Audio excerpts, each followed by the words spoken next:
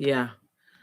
So we want to welcome everyone who is watching us. And this has been going on for a couple of months. And we've been here talking about family, talking about love, and also talking about marriage and the challenges we receive as human beings when we navigate romantic love, social issues, money issues, and also, family issues in general. So I thank you for being here today because you make this channel continue to serve other people. So you are the people who make this work go on. And so I really appreciate your effort to be here. And we never, rush anything here. So while we are talking, I invite everyone to, give me your opinion about issues, your opinion about what you think and what you know, so that we share this good news or, some bad news with the people that we love. What am I talking about here? We are doing this because we want to make changes in how we look at love, how we look at family, and how we can actually get the best and the most out of our relationships. It is not by luck that it is not lucky for other people to be happily in a relationship and other people not to be in a good relationship. It's not luck. It sometimes depends on the choices of the people we bring in our life. And sometimes, even if we bring the right people in our life, but how do we treat those people? You know? Okay, so,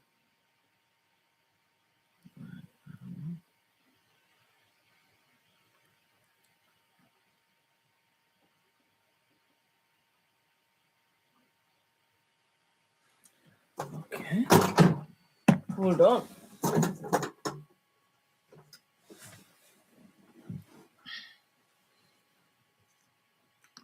I guess you can see me properly.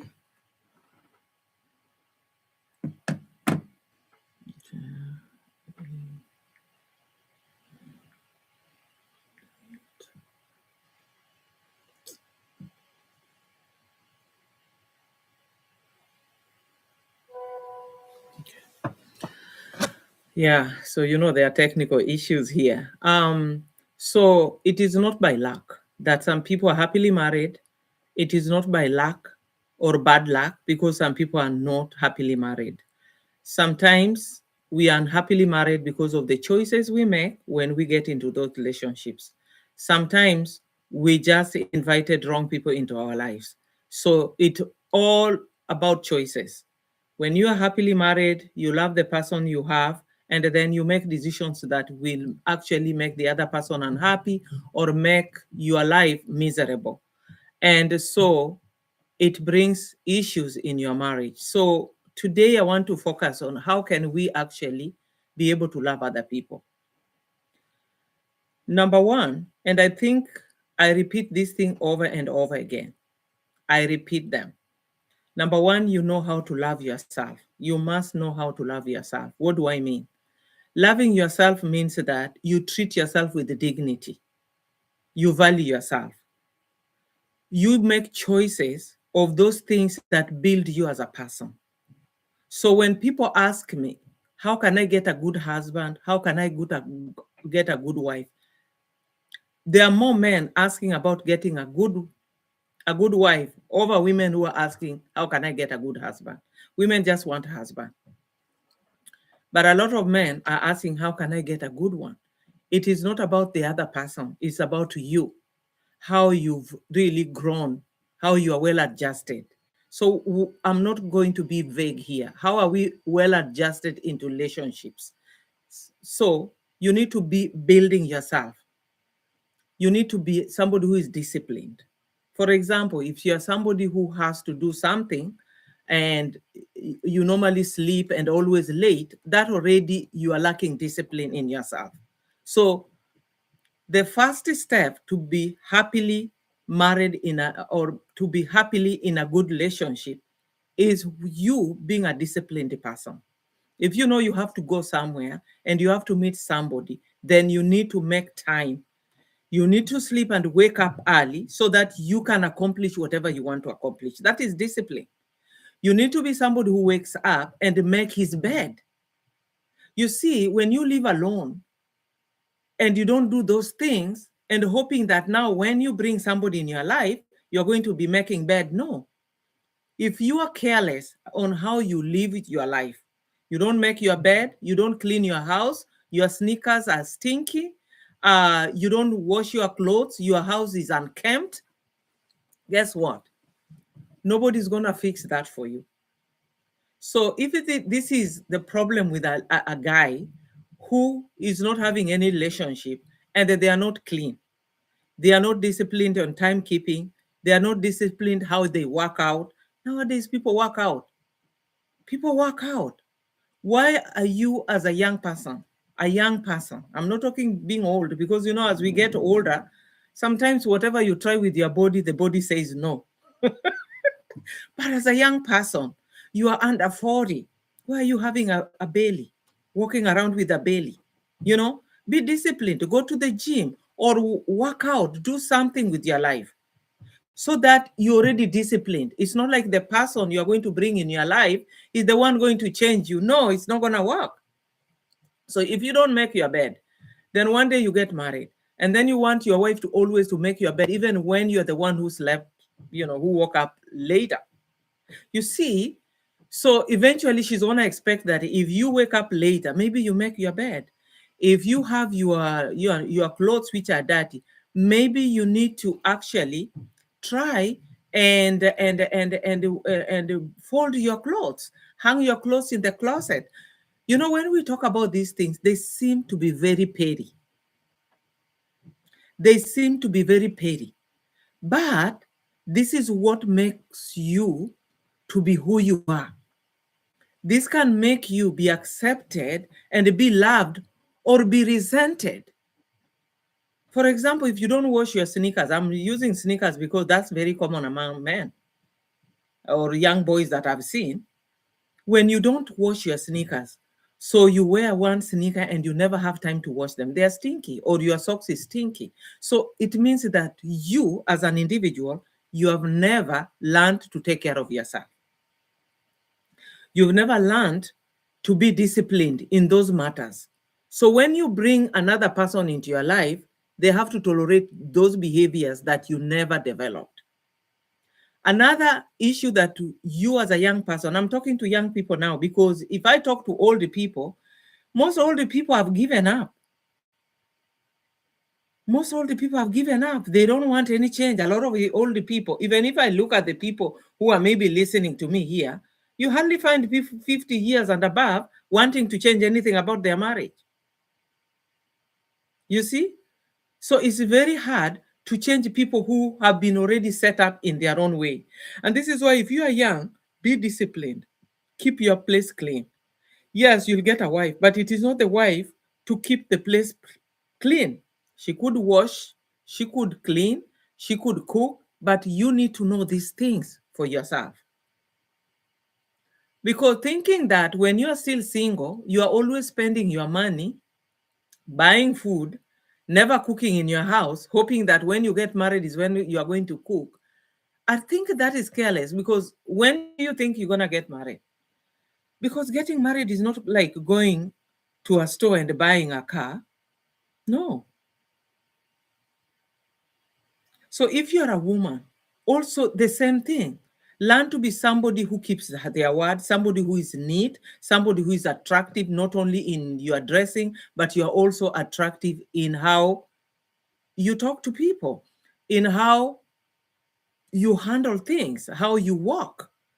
Somebody wants to see that whoever they are getting, into a relationship with is somebody who's already has built themselves in terms of behaviors and characters and habits and principles. So one way of making sure that you get the right person is you becoming that right person.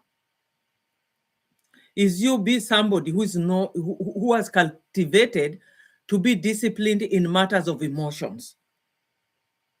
That you are not courting in your heart emotions of jealousy, emotions of, somebody who constantly, make people fight because of your gossip. So that is somebody that when you meet them, there are people who already been disciplined. These things are learned. But you see, the challenge that we have today is that we don't look at virtues anymore. We are looking at, what can this man offer? He has money, he's tall, he's handsome, that's it. But let me tell you, the most handsome guy can be the most difficult one to live with if he doesn't have discipline. I have met women who say that their husband will, remove their jeans and leave it on the floor for them to come and pick up and maybe put it in a hamper. You see, those things you need to learn before you get married. You need to learn those disciplines before you get anybody in your life, because the moment you bring people in your space, these people are going to demand behavior, discipline, character, and habits that can accommodate them. I want you to listen to that. When you're doing these things for yourself, you're keeping your house clean, you're not married, maybe you don't even have a girlfriend or a boyfriend, you are making sure that you're somebody who respects people, you talk to people with the discipline, you're somebody who is in control of their anger, because everybody gets angry. Everybody gets angry. We are all angered by so many things. Right now, as I'm talking to you, in the United States, a lot of immigrants are being harassed. And guess who are being injured in the streets? They are non-immigrants. People are being killed in the street. And to be honest, sometimes it's hard for me as a human being to watch. These young people, I think last week they killed a woman. I think it's 2 weeks ago they killed a woman. Yesterday they killed a guy. And all these people are young people. They're just trying to stand for the right. So everything in this life is not always something that is pleasant. But then we control our anger. We are not going to the street and shooting everybody else. You are controlling your anger. You're trying to compose yourself. So learn to compose yourself, because there are so many things in life that will anger you. You could be disappointed by your parents. You could have been disappointed by your job. You could be disappointed by your government. You could be disappointed how the church has treated you. You could be disappointed how your neighbors are treating you and judging you. So everyone has an opportunity to be very angry with life, because life will not always bring those things that make us happy. No. And so we have to learn to be people who are emotionally stable. But if anything that trigger you hit the roof, then you are not going to accommodate people who come around you. Because when you get a husband, he's going to do things which sometimes you might not like. And if you're always an angry woman who is yelling and shouting, you're not accommodating that guy.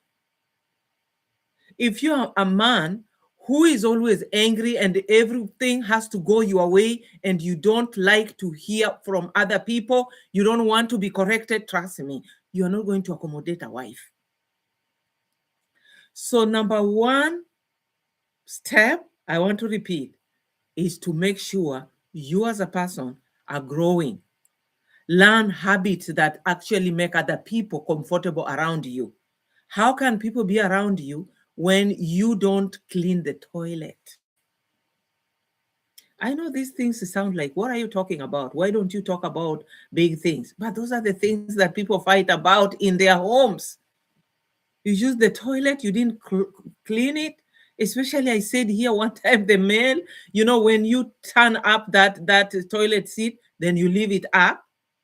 And then maybe you drop some things because the way the men are made, then you need to be cleaning after yourself. You need to make sure that before you go to bed, you brush your teeth so that you don't have those odors. You make sure that your armpits are clean. You take a shower. I know, you see, I just showed you how the weather is. You think some people want to go to shower? Some people don't want to shower with this type of weather. But guess what? You're living with other people. So you need to have this habit of sleeping under your bed sheet when you are actually taking a shower. You smell good. You use cologne. You know, have the habit whereby you could invite your friends. Let's say you're single, you don't have even a relationship, but you can invite your friends and cook a meal for your friends. If you maybe you're not a good cook, you could buy food or hire somebody to cook for you. Maybe you go pick. There are people who cook those meals. You can, hire. I mean, you can order good food and come and eat with your friends. You know what you're showing? You're showing kindness. We are living at an age that people don't love anymore. And then we are complaining of why the relationships are not working out. I want to tell you, when I lived in Kenya, people never used to tell me, "Oh, I'm coming to your house." We didn't have cell phones. We didn't have telephones. Somebody will just show up on Sunday. If they're coming, my relative, they will just show up. We also showed up in other people's until I realized, no, we are living in a modern world. I can't just show up on other people's houses. I can't just show up like that, you know? I cannot just show up. I have to, tell them that I'm coming because people are getting busy. But it used to be like that. And we will cook. These are people that you didn't expect they are coming. They have no way of telling you. They just get to know where you are. And they will come, and then you cook and you eat and you talk to your relatives. Whenever we were young, my dad and my mom will go to the village. And in the village, they will, cook, and especially during Christmas, we wear nice clothes. So this was family thing. But guess what? The reason why right now, happiness has been, quantified with money, because Christmas has been commercialized.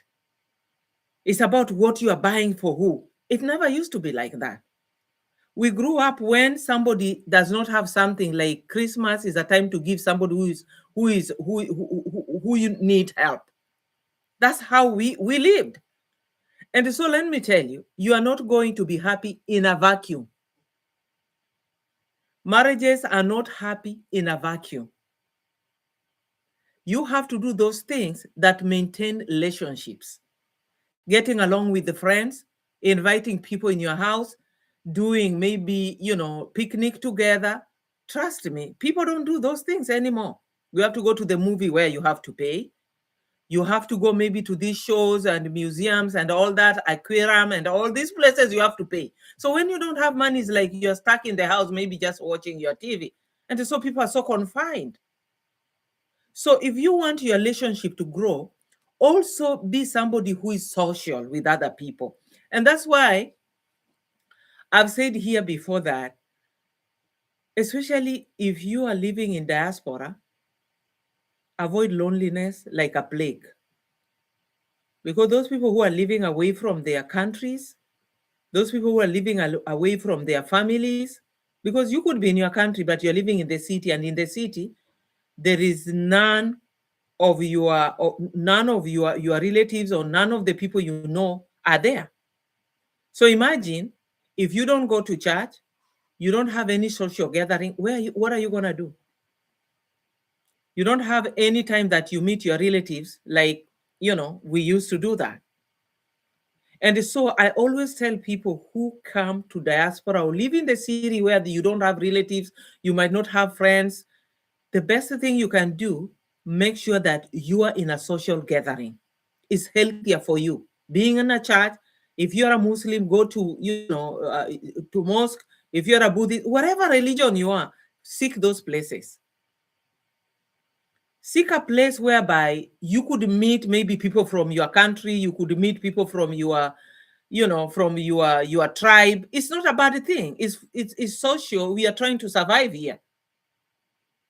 We are trying to survive. So it's not a bad thing for you to actually get to people of your race wherever you are. And if you cannot get those people, try to be social. Let's say you try to talk to your neighbors, you invite your neighbors. Trust me, when I moved to this neighborhood, it was all white neighborhood, but I invited 3 neighbors and we had lunch. But the fourth neighbor did not. We kept on saying until now, it's many years, we didn't even, but we say hi to each other. When there is no like this, we're going to talk to each other. We text, I have the number for my neighbors, we can talk. It is good always to keep in touch with other human beings. We are living at a time that some people have died in their home, nobody ever called, and it's only skeletons that was found. So for you to be happily married, you cannot say that once I get my wife, it's just me and her and everybody away. No, be somebody who is social, because being social help you to navigate life. When you hear what other people are going through, you get encouraged, or you can help other people too. So don't be a selfish loner who feel like, I don't want the business of other people. People are nosy in my business. Let me tell you, life is like that. I've met people who say that I don't want to go to our native churches because they are so nosy. They want to know what's going on in my life. That is life. Trust me.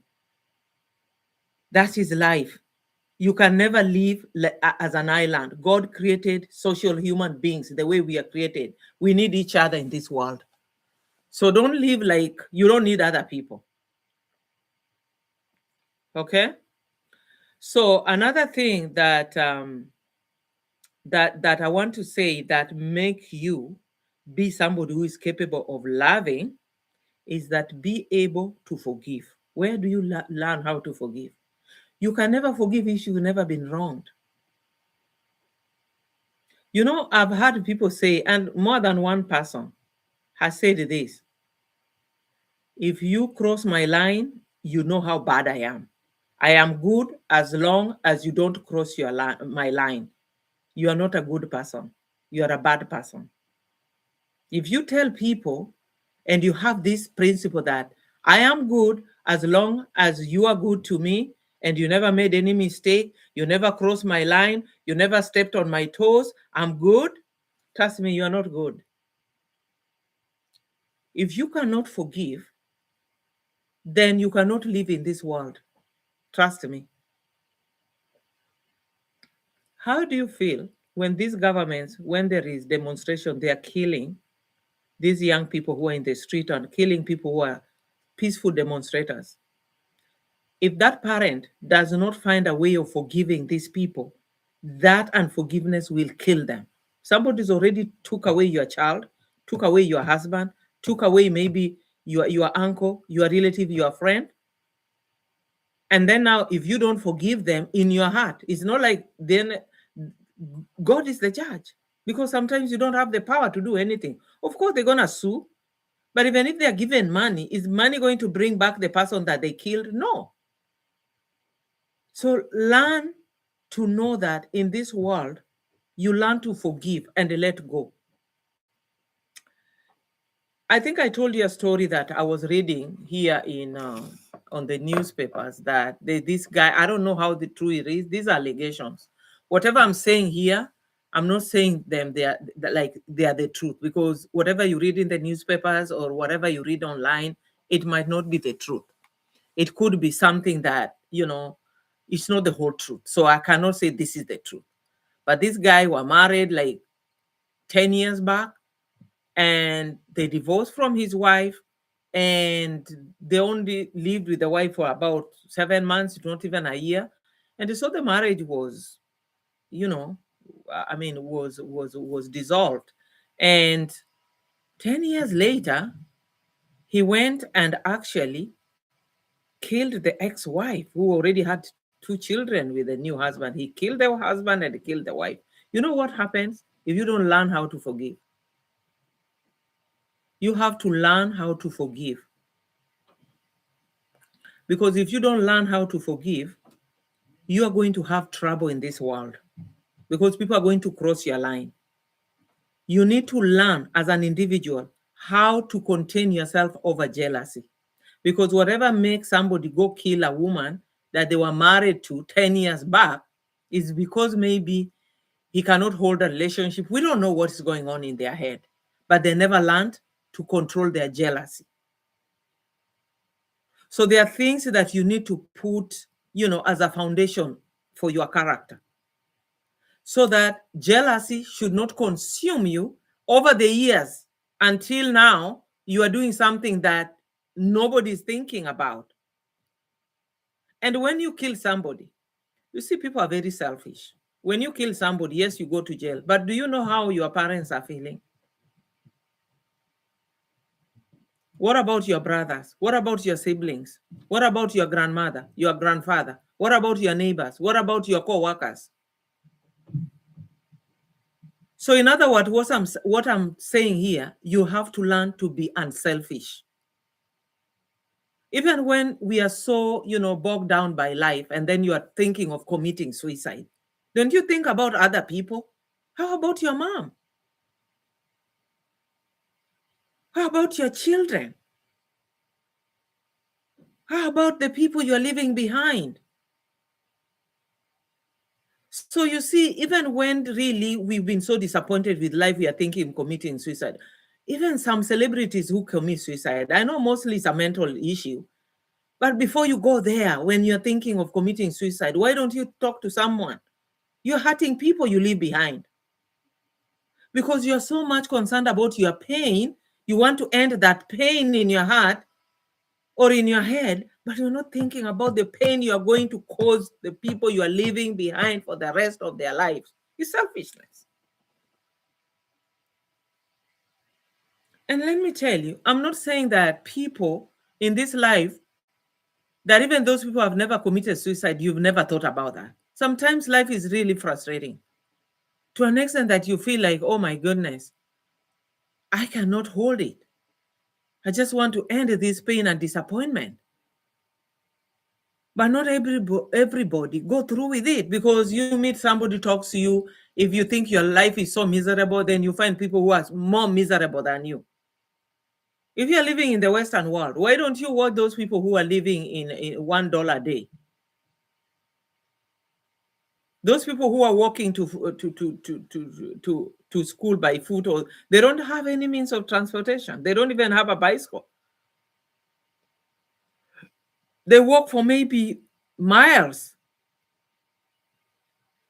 One day I was watching this documentary, and I was looking at this, I think it was in the jungle in Congo.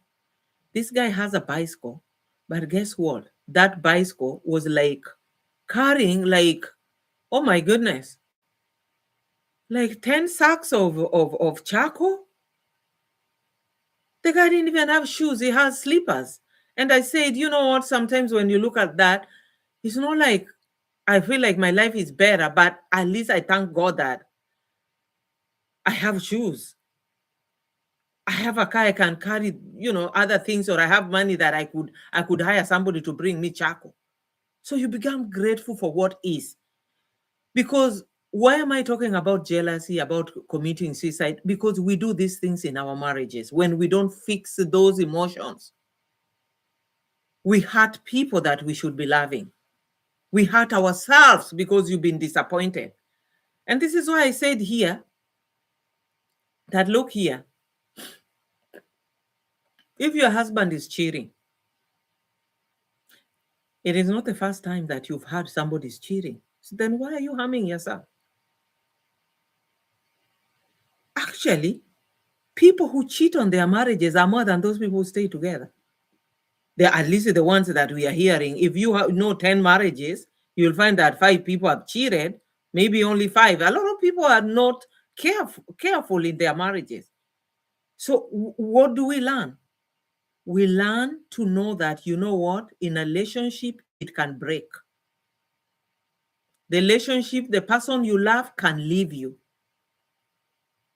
The person that you love so much could be doing things that you are the one going to leave them. There is possibilities. When you have that possibility in your mind, it doesn't take away your capability of loving the other person.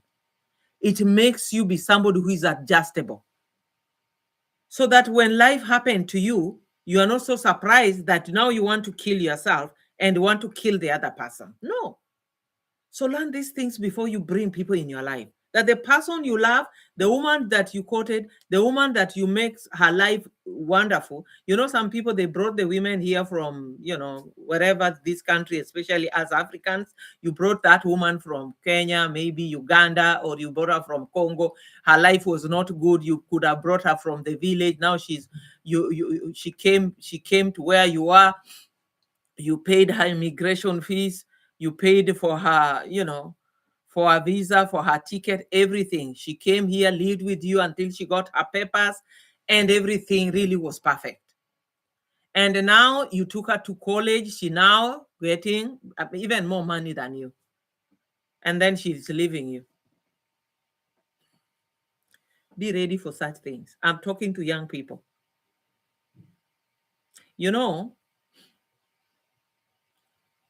When you are not emotionally stable, you should not be in a relationship.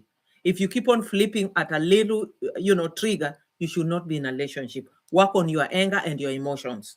Be able to accept that the woman that you did all that for can leave you. In Swahili, we say, amekuacha kwa mata.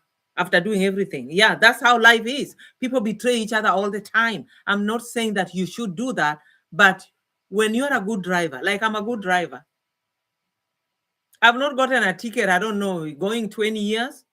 The last time I got a ticket maybe 19 years, but it was not even my mistake. So the other day this week, I was stopped by the cops. So I'm looking at the cops, I'm saying, why did you stop me?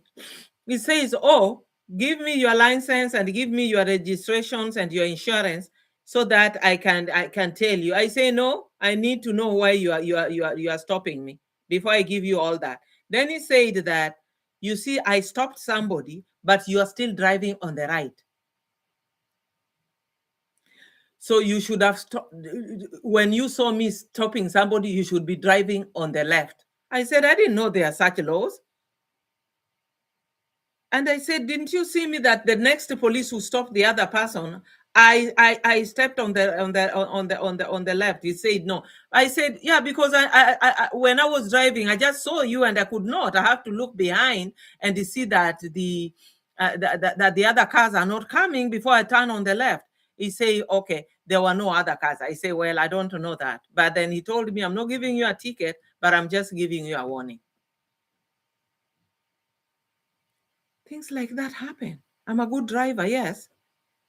But somebody in 2024, somebody rammed into my car and my car was totaled. It was written off. I had now to buy a new car and that cost money. And to make it worse, this young man who knocked me from behind was drunk. He was arrested right away. I still, have my backache. I still have back issues from that accident. That is life. I thank God I didn't die, because when he knocked me, this was one-way street. So he knocked my car because he was actually overspeeding. So he lost control of his car, came and knocked me. And when he knocked me, I went on the other side and my car faced, back. I said, God's providence. I don't believe in luck. That there was no car coming behind immediately. The cars that had seen him knock me, they stopped. If there was another speeder, they could have knocked me. And that's how people lose their lives. It's not my fault. It's somebody's fault. So in this life, you are doing the right thing. You are a good husband. You are a good wife. You've done everything that you know within your powers. You've done it. But then guess what? You are being betrayed. You have to be ready to be betrayed if you ever want to live a healthy life. You have to say, if I'm betrayed, what is my cause of action? But we behave like that can never happen to me. My wife can never cheat. Are you kidding me? If God cannot prevent people from doing those things, who are you? Who are you to think that this is never going to happen to you? We lie to ourselves. So if you want to be somebody who is capable of loving, you have to be ready to be betrayed. You have to be ready to be left without killing yourself or killing another person. That is being ready to love. because it is only love that prevents us from harming ourselves and harming other people. It is a form of love. Let me give you a scenario. We are not here to talk about religion. We are here to talk about love and family.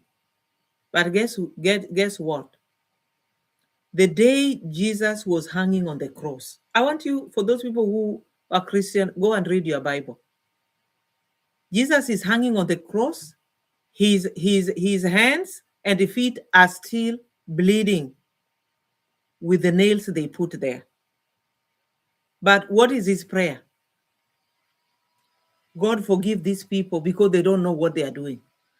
Are you kidding me? These people didn't know what they are doing? To put a nail on somebody's feet and to put a nail on somebody's hands and hang them on the cross? You say you don't know what you are doing? But Jesus knows what he meant. By being evil, these people were actually harming themselves. Because when the Sanhedrin and the Pharisees took Jesus to the and lied about everything, you can see, if you read these accounts, you will see they lied about him, everything. They lied. And then those people in power said they were hesitant. They said, I think it is Pilate who said, I don't want his blood to be on me. And then they said, let his blood be on our children, us and our children. And it happened. AD 70,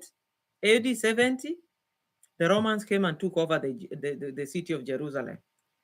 This is what I'm saying to you. I'm not here to say that we are people that people use like a rag. People step on you and they walk away and you do nothing about it. What I'm saying, don't harm people and don't harm yourself. That is a form of love. It doesn't mean that as they continue hurting other people, they are not going to get their share of the consequences of their choices. If somebody has cheated on the husband or the wife, and then they go to a new relationship, they are still cheaters. If they don't correct this behavior, they're still going to do in the same in another relationship.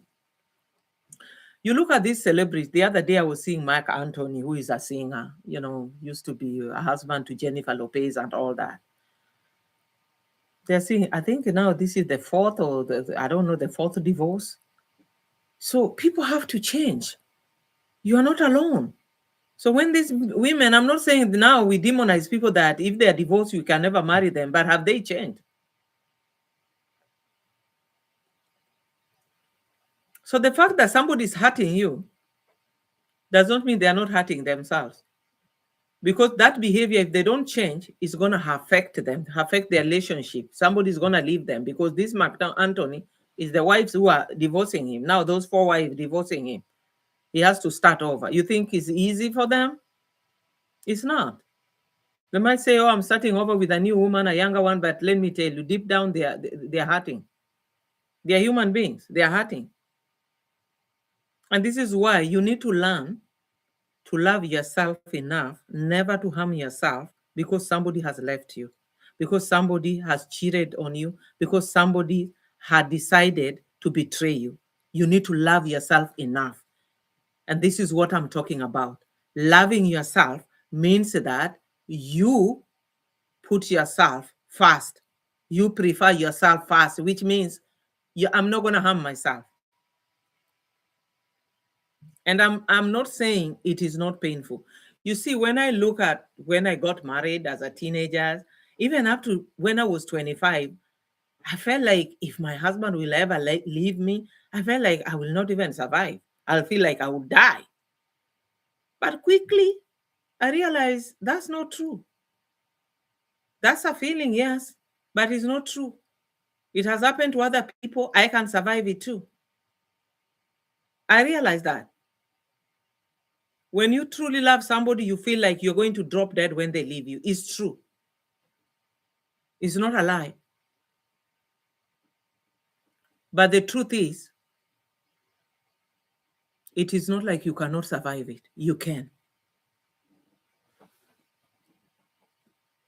So learn to love yourself. Because even the Bible says, love yourself, love others as you love yourself, which means if you truly love yourself, you are capable of loving other people. So if you have alcohol issues before you get married, go to Alcoholic Anonymous and fix the problem. Go for therapy. People just don't become alcoholic for no reason. There is a hole in their heart that is crying out. If you have drug issues, go for therapy, look for ways to overcome drug addiction. If you have prescription medication, when people become addicted to prescription medications, we don't see them as a drug addiction. It is. All these things are manufactured in the lab.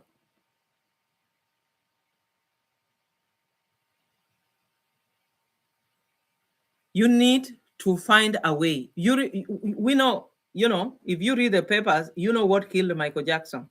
Prescription medication. He was not taking the street drugs. It's prescription.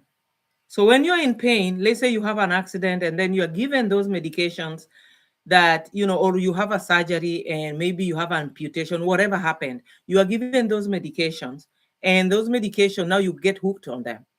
And then now you start buying them through you bribe doctors, like, his doctor had to go to jail, but really it was it the problem with the doctor, I don't know, that is like, I don't even know how to talk about what happened to Michael Jackson, because he was going to one doctor and go to another one, going to another. Now it came to a point he cannot live without drugs. This happens, and this is why whenever you already realize that you are hooked on something that's not good for you, put your best foot forward for yourself. Start looking for help before you give yourself excuses like, oh, I'm a singer, I'm a celebrity, my life, without these drugs, I cannot sleep. I have to be on the road. Don't give yourself excuses. Love yourself first.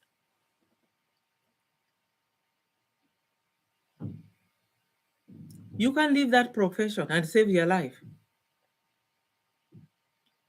There are few people who have left this celebrity, they are actors, some are singers, they left it because if it is too much for you, you cannot handle it, you rather save yourself. Because whatever I'm talking about here is not just happening to you as an individual. If you don't leave that habit, you are going to affect your children, you're going to affect your wife, you're going to affect your husband. Drug addiction is a real problem today. And people just don't get drug addicted because they just want to go and get addicted. Something happened. Or you went through something and now you're trying to make sure that pain, you can sleep. Go talk to somebody. These are things that actually ruin your marriage. You're going to have girlfriends, but eventually they're going to say, no, I cannot marry this person. We know some guys who are celebrities. The woman say, no, I'm not going to marry this person because they have drug issues. So build yourself first. If you broke up from somebody, it is really painful. And especially for you, this generation, whereby you live with a boyfriend before you marry them, or you live with a girlfriend before you marry them, it is a divorce that happened.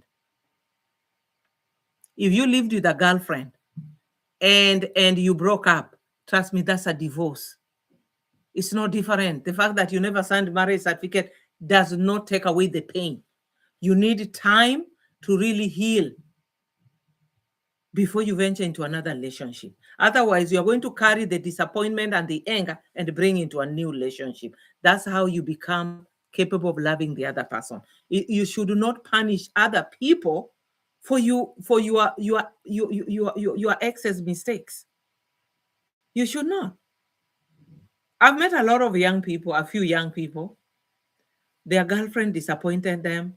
Their boyfriend disappointed them. And now when you hear how they talk, like this young man said, when I meet these guys, I'm going to ruin all the women in my life. Yeah, we had cases like that. When HIV came in 1983, there are people, after they got the HIV virus, they went everywhere and infected everybody.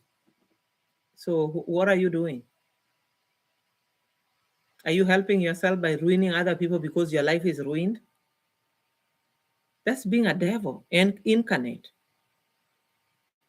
If your relationship ended with a woman, Stay away from cussing at women and saying women are like that. And let me tell you, ladies, if you hear a man talking like that, run for your life. Don't think that you're the one who is going to sanitize his insanity. No. He need to heal. He need to see women as human beings and not as monsters who are up to ruin his life. If you find a woman who says that I will never get married, I don't believe in men, I don't do this, no, stay away from them. They are not ready for a relationship. I'm not saying they are bad people. They are not ready. That's why we are talking about healing. Before you venture into another relationship, you need to learn how to heal. If you don't learn how to heal, you're going to hurt other people and you're going to hurt yourself. Because look here, you're still angry that your girlfriend left you. And now you have a new girlfriend. And you know what? You're still angry. So when there is just a little thing here, it triggers your heart because you have a wound. So anything that these ladies does, it reminds you of the ex. And so you become cruel to this new woman. It's not fair. So let people heal. I like the fact that somebody said here in our TikTok, when we talked about letting people heal before you venture into their relationship. If somebody divorced from their wife, let them navigate the situation. If they have children, don't say, oh, I'm very sympathetic. He's now a single dad. I'm going to help him. Yeah, I like what you're saying, Flo. My case at the moment, you're right. Oh, I'm sympathizing with them. Now he's a single dad. He doesn't have anybody to take care of his kids. No, he can hire a maid.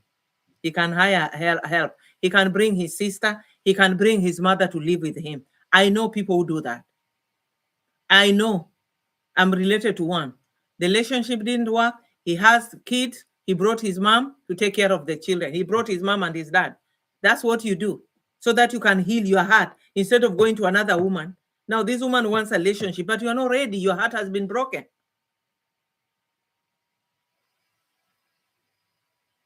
So we must know that loving somebody means that you really have to be somebody who is capable of loving that person. And sometimes we are not in a position to because we are hurting. When somebody is hurting, they want to talk about what just happened to them. They want to talk about how they've been disappointed. They want to talk about how that woman was unfair, took his money and ran away. Maybe took him to court and the court decided otherwise. Now he's broke. He doesn't even have any other, he doesn't have any other way. He just want to talk to someone. He's not ready to get married yet or to be in a relationship, leave alone getting married. He's not ready to be in a relationship. So, this TikTok. Why? Just hold on a little bit.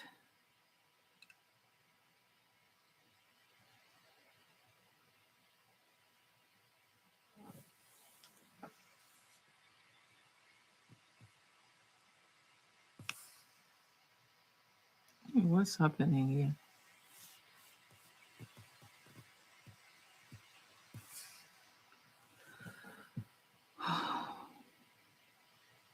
Okay.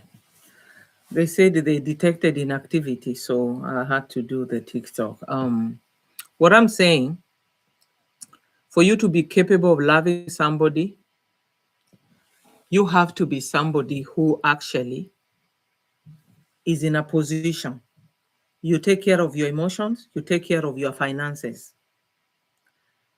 Let me tell you, as a young man or a young woman, when we get into a relationship because of money, even if somebody is not like married or anything, you are getting into a relationship because this guy can pay your bills. You are missing a whole picture. It's not like we don't need money, we do.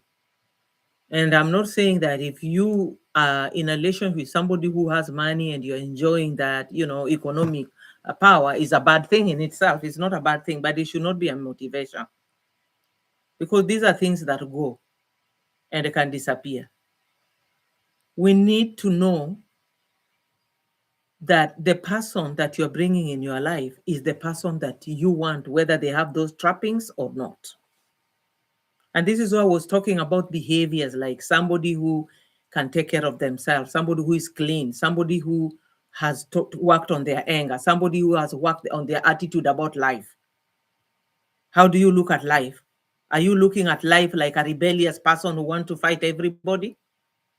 Or you are looking at life that, yes, there are challenges, but we are overcoming. We fight these things. We are fighting. And so when you bring in somebody into your life, they help you to fight challenges in life. That's what it is. But a lot of women, no. They want somebody who gives them heaven. There is no such place as heaven in this world. Even in paradise, there are problems in paradise. So be somebody who can actually love themselves. That is number one. And loving yourself has so many components in it. You're somebody who has faith that even though things are not working in your life now, but you have faith that things will work out well. As long as you're still alive, as long as you're still alive, as long as you're still alive, things can change for the better. That's the hope we should have. Because somebody who is hopeful is somebody who never sees things like everything is over. Everything is over. No. In life, you will navigate changes. Let me tell you some of the challenges that people go through. You get married, you don't have a baby. When you don't have a baby, the woman is really traumatized. A lot of women, it's very hard for them really to, if they wanted a baby, most women want babies. And now you cannot. You try in vitro, it's not working. You've tried everything, it's not working. You've tried everything, it's not working. And maybe you don't have money to do surrogation. But I always suggest to people, don't kill yourself. If you have money, do in vitro, do surrogation. If you can get surrogation, but get the right person. You need to pray, get the right person. So all these are challenges. You spend money, and then sometimes people cannot seem to get a job. You are qualified, but you don't seem to get a job. People think that it's only maybe in Africa where getting jobs are hard. Even in the Western, sometimes it's not easy to get a job. Sometimes it can take 6 months. I'm talking to a lady here, it's going on 1 year. Because you see, once this administration came, a lot of things changed, a lot of funding has been done. So a lot of people are not hiring. So she's been waiting. She's been trying here and trying some other places. She's more qualified. And so those are the challenges that sometimes happen to us. Sometimes you have a disease that is not going away. So when these diseases are going away, you are welcome. You are welcome. You are welcome. When diseases are there, you are spending money, you are traveling abroad, you are going everywhere. People can be broke because of all the money. You do fundraiser, GoFundMe, things like that happen. Sometimes you have death in the family. Like I think some of you have seen this Kenyan couple who went to Kenya on vacation from the United States, and they had an accident. All their 3 kids died. Can you imagine that? When I was told this before I saw them online, I really told that lady who told me, I'm going to pray for this lady. I was told her name and I prayed for her because I said, I cannot imagine what this woman is feeling. 16, 13, and 4-year-old, all kids are died. It is there in the Facebook. So people have contributed money in sympathy. But guess what? This is how life can hand you. She will have to go for therapy. She'll have to, she will, both the husband and the wife, they need to heal from that. Otherwise, they might not be able to live. And so you must know that in life, things will push you to a corner whereby you don't know what to do. And if you're somebody who always panic and gives up easily, even the marriage you are not going to hold. You're not going to hold a marriage because those things, they happen. It's life. Can you imagine that guy, 37-year-old man who was shot in Minnesota? Their family, he was a nurse. Now they have to deal with the fact that he's never coming back. All these things require us to have a way of looking at life and recognizing that in life we will be hurt by things that happen, and that in life we are going to sometimes have to face these challenges and to seek help so that we can heal from them. If we don't do that, we can be crushed by these things. So it is not only marriage, that hurt people. It is life in general. And so life can hurt you even when you're happily married. When your husband has no issue, the wife has no issue. That couple, they were enjoying their life. They came from here, going on vacation with the kids. Imagine the kids, but then the kids never survived. Can you imagine? They went on vacation, they are coming empty-handed. This is how life is. So this is why I'm telling you that for you to live a good life, a life that you want to be happily married, you have to be able to learn how to love yourself. This woman who just lost her 3 children, she will have to learn, how do I live without my children anymore? That's what happens when you're divorced. How can I love again? How can I forgive the person who hurt me? Or if I hurt people, how can I forgive myself? You see, for a husband whose wife left you because you are cheating, you are guilty. You need to forgive yourself too. Because if you don't forgive yourself, you are going to you are going to lot at your behavior. And so when people don't love themselves, they cannot love another person. So you need to forgive yourself. Forgiveness is not only for the other person, it's also for you to forgive yourself that, you know what, each one of us in this world, we need to forgive ourselves for some things. Let me not talk about just cheating. No, there are things we've said which are not right. There are things we've done which are not right. And when we remember how we talk to somebody, how we hurt our children, you as a woman who aborted your baby, you need to forgive yourself. Because if you don't forgive yourself, you're gonna carry that pain over and over and over again. And have you ever realized one thing? That for us human beings, we are so quick at talking about divorce. We like to talk about, unfaithfulness. We like to talk about how, your husband is cheating, how your husband is doing this, and how your husband is doing that, or your wife is doing that. But let me ask you, have we ever thought about love? What is the place of love in your relationship? Let me tell you, I've met couples. Love is not in the equation. They don't talk about love. They have met, they are married, they have kids. Love is out of equation. They never address an issue of love. Let me tell you, if you're married and you never address the issue of love in your relationship, if you're in a relationship, let's say you're not married and you are not addressing the issue of love, you've already lost that battle.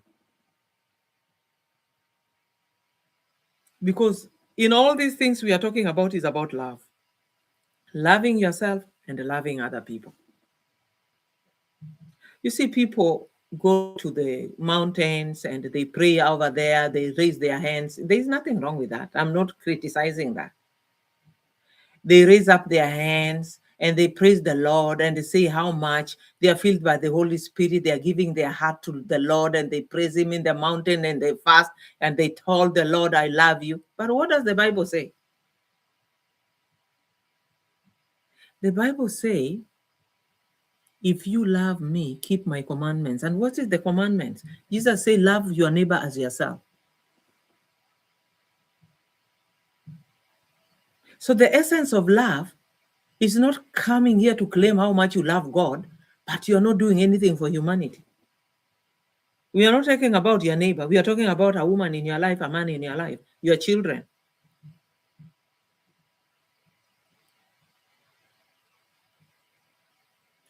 Before you make those decisions of even separating or even divorcing, before you make a decision of cheating, before you make those decisions that hurt your relationship, think about the people you're about to hurt. I talked about somebody committing suicide, somebody killing other people, or somebody doing things which actually make them go to jail, and how they're hurting their families. We've never thought when we are cheating, when we are fighting with our spouses and we are cussing at each other and doing all these bad things to each other, we've never thought about our children. You want your children to love you after you're hurting their mom. You want your children to still love you when you abandoned their dad at the moment he needed you most. You want your children to be normal after your bickering and your fights, and that kind of unhealthy relationship you have is destroying them. How can your children be healthy? I want you to check this. You know, when I go to my village back there in Lake Victoria, I look at these young women who could be teenagers, they already have 2 children, they're married. And I'm looking at the home they came from. How can your teenage daughter, maybe 14 years old, already pregnant? Don't you think something was missing there? Let me tell you what is missing, parents. It's not just sex education. When your teenage daughter, who is maybe 14, 13, 15, 16, are looking for sex, they're not looking for sex. They are looking for somebody to love them. They don't hear that love from you. And nowadays, we think that loving your children is taking them to a aquarium and taking them to the zoo and buying them stuff. No. We grew up, I grew up with no those things. We didn't have those things. But one thing I know, my mother was very loving. You know how I know? I know that my mother would wake up very early in the morning, make us breakfast, and call us with all the pet names in the world. My mother called me with the pet names until she died 2024. I have even a video how she's calling me with pet names. That is love.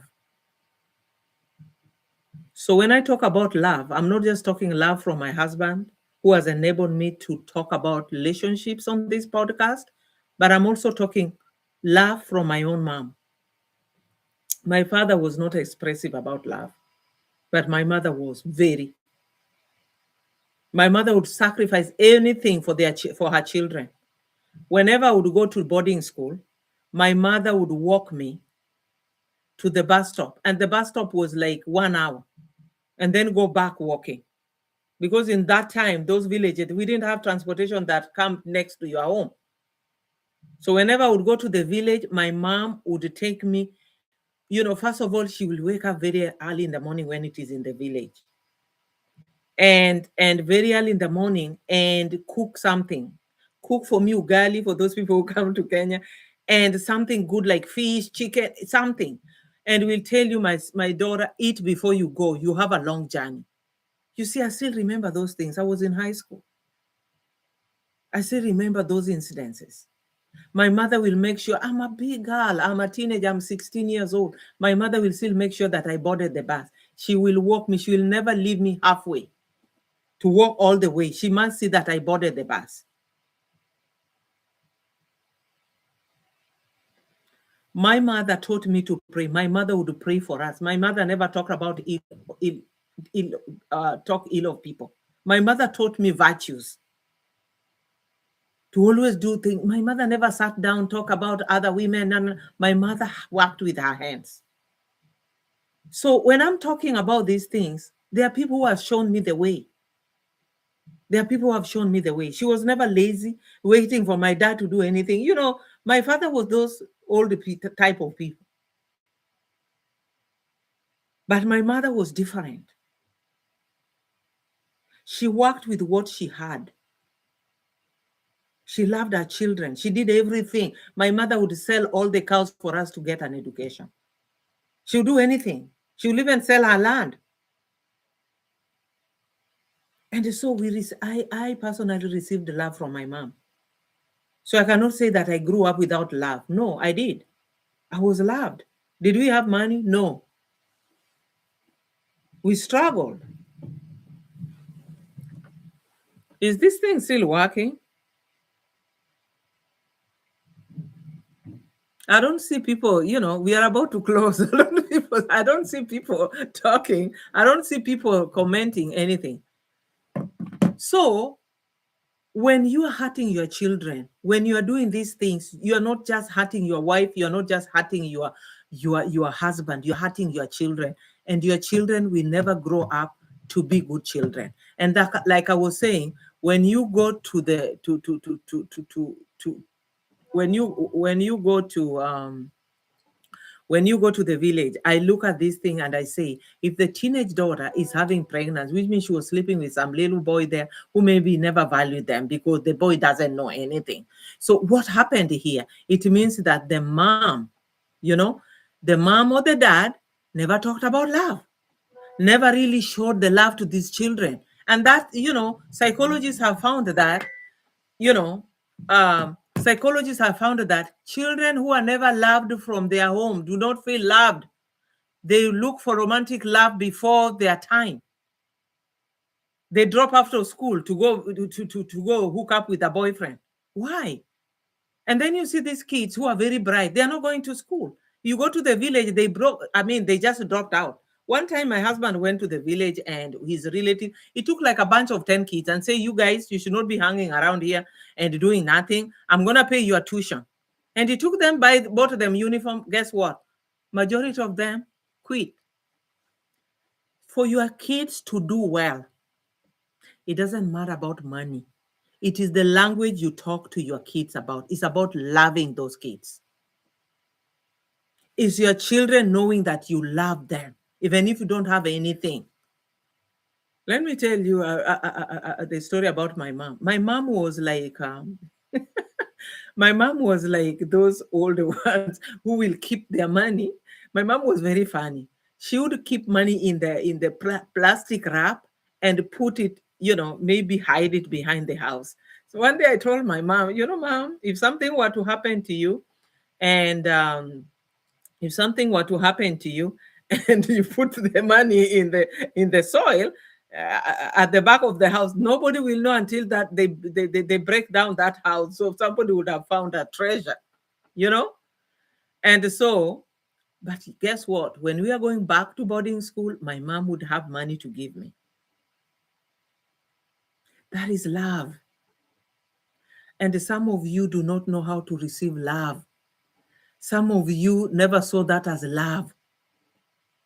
When your mom would cook food and give you and she sleeps hungry, that is love. Even when your mom, let me tell you that now I'm taking to a higher level. When your mom had to stay in that bad marriage where your father had so many wives, maybe your mom was being mistreated. Do you know most of those women, especially in African relationships, those women stayed because of you. Your mom could have thought about you having a home. And so she sacrificed her own happiness. But we don't have those women anymore. It really bothers me when I see, like, I was looking at this single lady. She just, I think she has been divorced twice or whatever happened to her. She had 2 relationships and now she's actually, no, this is not working. I'm looking at her. She's having all these affairs on media with the men. I'm saying, does this woman care about her children? I'm not saying if you're a single lady and maybe you have children, if you're a single mom, you should not be dating. But can't you put it under wraps until maybe you're sure? If your children are seeing you dated this guy, it broke up, you dated that one, it broke up, what are you showing your children? And then you come in the media and tell us, I'm not anybody's role model. Yeah, all of us are role model. Even me, I'm a role model. I may not want to be, but there's no way if I'm talking to you about loving and respecting men, and then you hear that maybe somebody took a video how I'm disrespecting my husband, you're not going to show your face here. That's how we are. We have to be responsible for each other. So, what is lacking in our relationships is love. You have to address the issue of love. Don't shy away from it. Don't give up on love. Don't give up on it. Ask your husband, I feel like you don't love me, you don't show it. Can you show me that you love me? I need it. Don't pretend you don't need it. You know, some women, they are so rude. They say, I don't care whether you love me or not. I'm here, permanent and punishable. You know, let me tell you, that's not how you can force somebody to love you, but you can ask. You can request to say, you know what, I don't feel loved here. I need to feel loved, because love is the connection. Love is the foundation of human relationships. You see, I talk about how much my mom loved me. My mom taught me to love other people because she loved me. She showed me love. And my mom taught me to love other people because she never sit down talking about ill of other people. She never had time. She was always working. My mom did everything to make sure we were comfortable. Not because my dad didn't do anything, but I saw the sacrifice of my mom more than my dad, to be honest.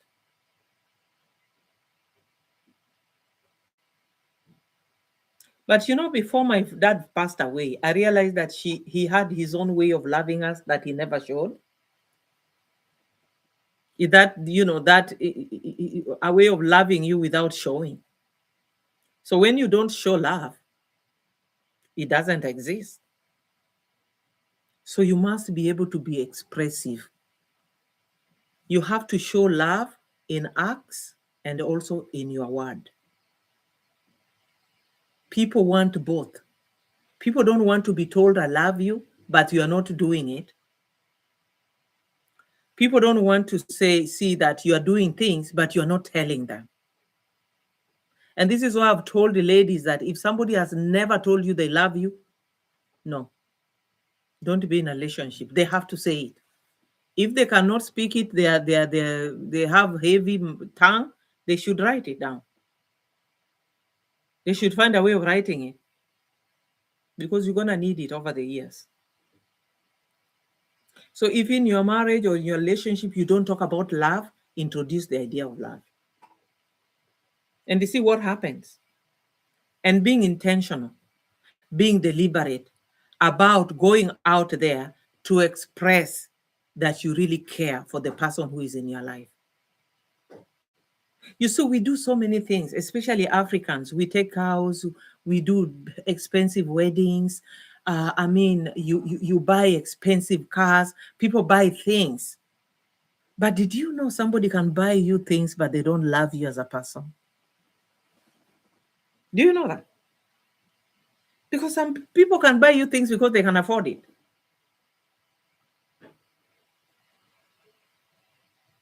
Some people can buy you things and, you know, do the biggest wedding because they want to outshine everyone. They are taking 20 cows instead of the 10 cows because they want to outshine people in your village. It's about them. It's not about you. It's about their image. When they buy you that big car and then taking a pictures and putting in the media, it's about them. It's never about you. But we fail to read in between the line. You know, one day I was watching an Indian movie, and then years ago, when I used to watch Indian movie. So this guy said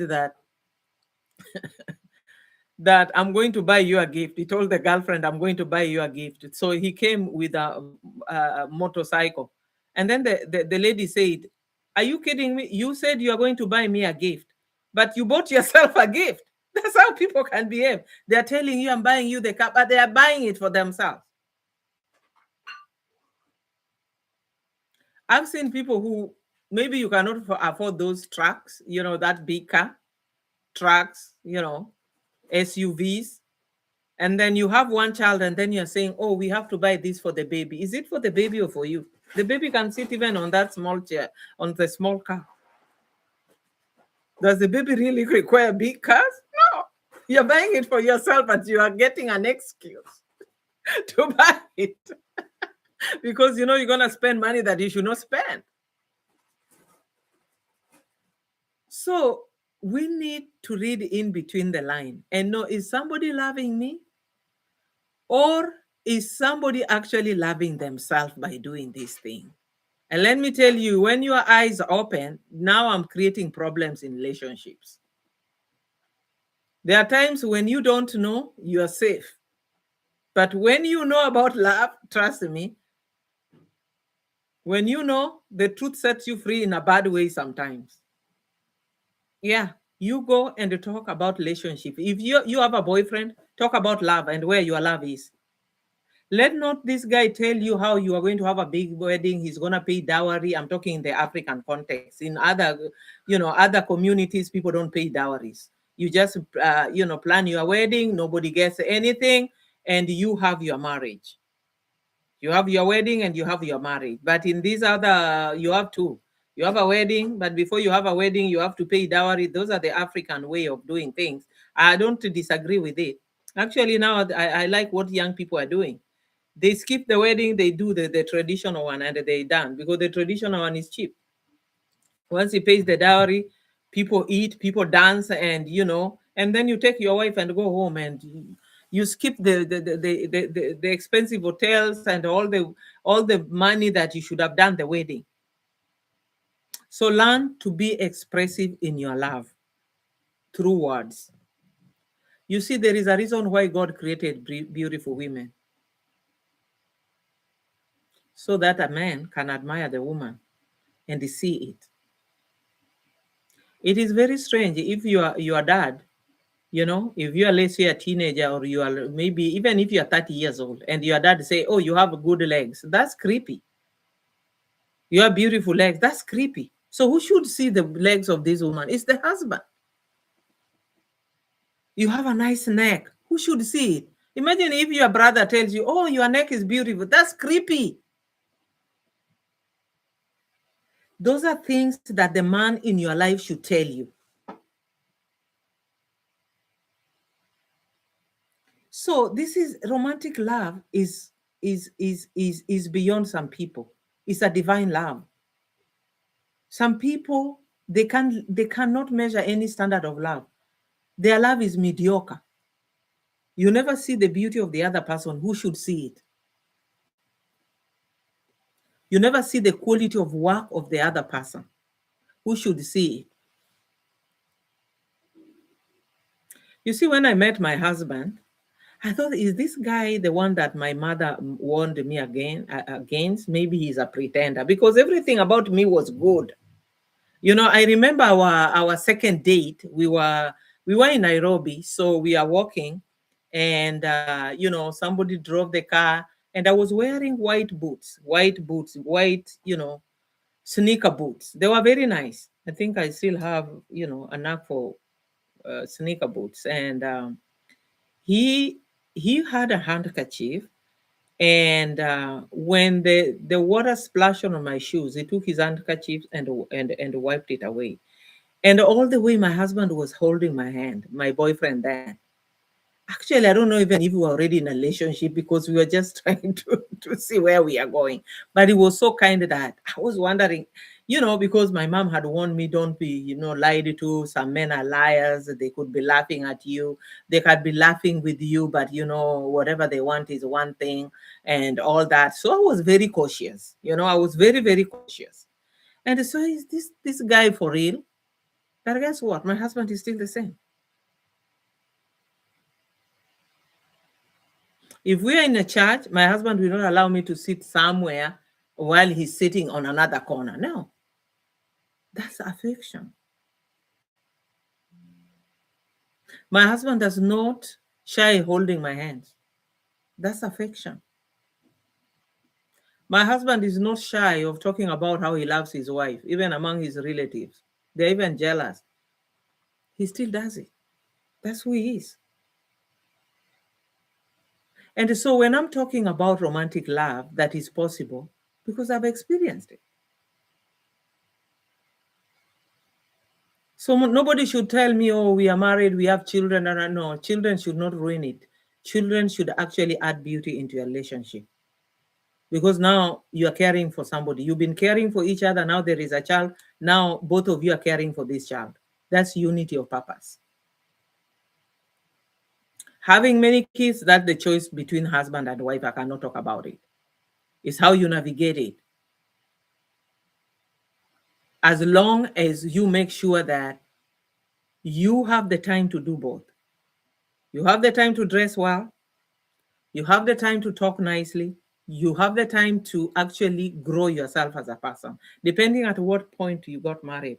Not everybody is getting married when they have already accomplished maybe the educational, ambition. Yeah, people go to school even at my age. I was looking at my job and they are offering, oh, I say, do I have the brain now to go back to school? I say, maybe I might consider I'm going to look at that subject if it can improve my job. But I'm not so sure. But I'm saying that you need to plan how you want to maintain love in a relationship. Let me tell you, when somebody starts cheating, it's because they are not loving. They stop loving themselves. I keep on saying that. It's not you. They are not loving themselves because it's cheap to give yourself to somebody who is nobody to you. You think right now you can go to the office of Donald Trump and sit there? You are not even in, you are not the one who is the president of this country. Can you go to the office of your president in your country and sit on their seat? You can't. They will never allow you because constitutionally, you are not allowed to sit on that seat because they are ordained to be there. They are chosen to be there.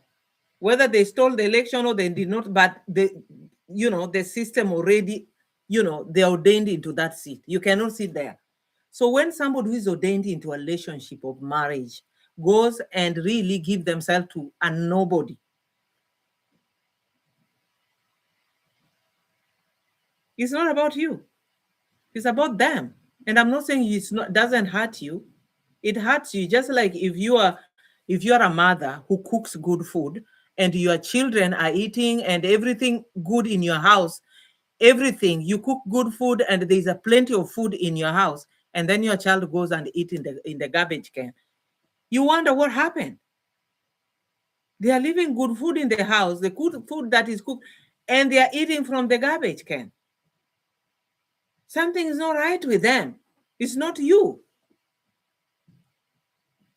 When I came to the United States, I look at this young man. I went to this lady's house. She cooked for us nice food. Chapati for those who are coming from Kenya. There was beef, there was chicken, there was everything on that table. Guess what? The kids were not sitting there to eat. They went to McDonald's and they ate the food. Soon you see them, they have all these medical issues. It's not the fault of the mother. The mother is a good cook. But the kids don't want to eat at home. They want to eat junk. A food that is cooked by people that you don't know. You think when these people cook in these big, big, big franchises, they are thinking of you? No, they're thinking of money. It's up to you to take care of yourself and choose where you want to eat. If you go to high-end hotel, one plate you could even pay $50 or even $100. It's expensive because that food, they make it for special guests. But you eat in this, local junk, junk food, nobody cares. Do you know how much time that burger has been there?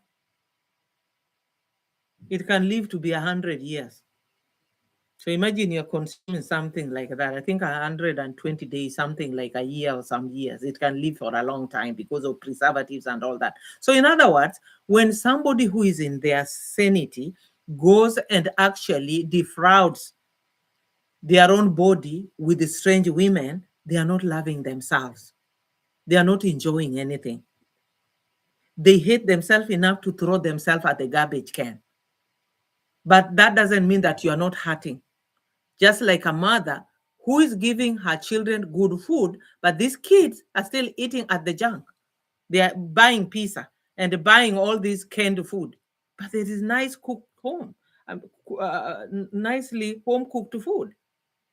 Most Africans, especially me, when I came to America, I don't eat out. I hardly eat out. If I go eat out, it's because maybe we are traveling, and I still carry my food. Even if I go to conventions, I still carry my food. Sometimes when I go to the airport, they're wondering. One day I was carrying ugali.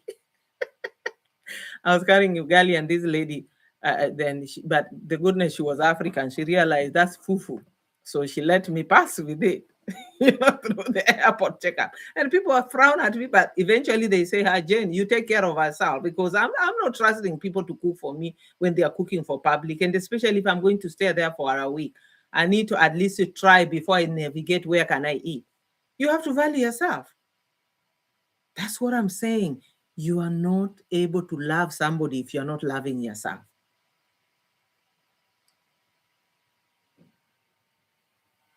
You are not loving anyone if you don't look at yourself and see that, oh, God created a beautiful person. You have to admire yourself. You see, women, I talked about that, about identity. I cannot talk about it here. Women, we have a problem with identity. We want to copy somebody else. We want to look like this. I was watching the other day, I was watching how in Korea, plastic surgery is like everybody has plastic surgery. Maybe even their president have a plastic surgery. So I'm sitting down and say, these people are not accepting how they look. And then I brought my husband and said, look at this. Now, plastic surgery is becoming something that is actually a disease, that somebody completely messed their face. If you look at the picture of that woman, you cannot believe. They were very pretty. But now they are not even pretty. They are now another animal because everything is messed up. This is because you're not loving yourself enough. It is true that when we put our face on the media, people will criticize how you look, how you do your hair, how da da da da da da. But it is you to accept yourself before people accept you. You see, when your husband is cheating, you're going to look at, oh, maybe that woman is beautiful than me. People don't marry you because only of beauty. People become related to you because of more than just how you look. And if it is about beauty, then they don't love you because you are not a sum of how you look. You have emotions, you have decisions, you have intelligence, you have ambitions.